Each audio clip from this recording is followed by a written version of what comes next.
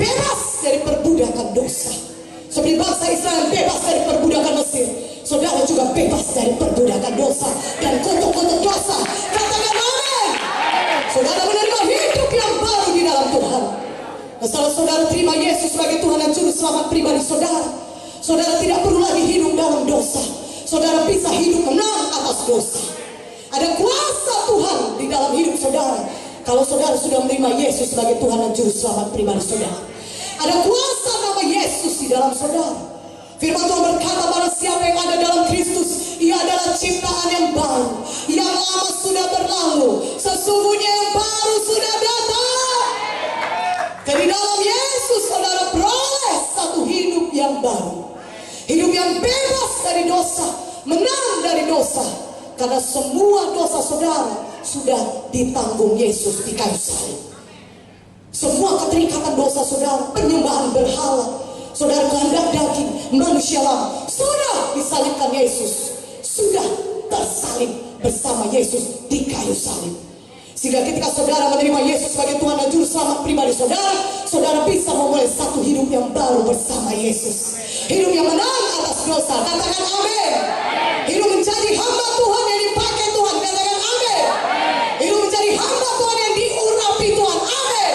Kemana-mana saudara bawa kasih Tuhan, saudara bawa kuasa Tuhan yang mengubahkan hidup orang-orang lain. Saudara dipakai Tuhan luar biasa. Katakan amin. Itu yang disediakan Tuhan bagi saudara.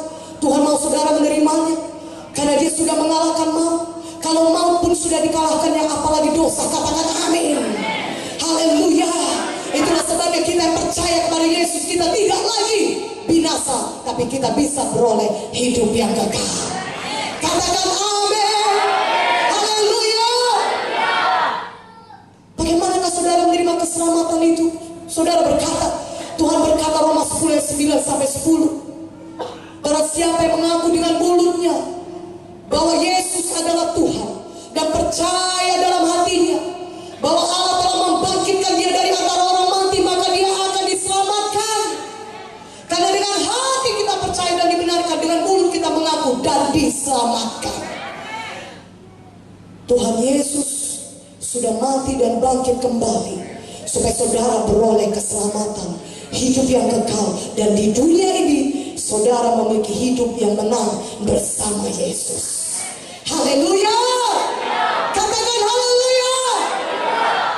Kolose 2 ayat 15 berkata, Tuhan Yesus telah melucuti segala pemerintah, kuasa-kuasa kegelapan, roh-roh jahat ini saudara. Tidak ada lagi kuasanya, karena Yesus sudah bangkit dari maut. Dia hidup, setan sudah dikalahkan, kuasa maut sudah dikalahkan. Yesus sudah menang. Dan kemenangan Yesus adalah kemenangan saudara juga. Karena itu kita sebagai anak-anak Tuhan, jangan ada lagi kita mau diikat oleh dosa. Jangan ada lagi kita mau diikat oleh manusia lama kita. Jangan ada lagi mau diikat oleh judi, narkoba, minuman keras, kenajisan. Karena Tuhan Yesus menang, kita juga menang bersama Yesus. Katakan amin. Jangan ada lagi kita yang mau sakit. Jangan ada lagi kita mau hidup dalam keberatan, dalam kesusahan, dalam stres, bahkan sampai mau bunuh diri. Itu semuanya pekerjaan setan. Karena dia datang mencuri, membunuh, membinasakan. Tapi Yesus datang, dia membinasakan semua pekerjaan setan. Katakan amin. Haleluya. Tahukah saudara, selama Yesus hidup di dunia ini saudaraku, dia mendemonstrasikan pelayanannya, menyucikan dosa manusia, menghapus dosa manusia, mengampuni dosa manusia, dan juga menyembuhkan penyakit-penyakit. Haleluya.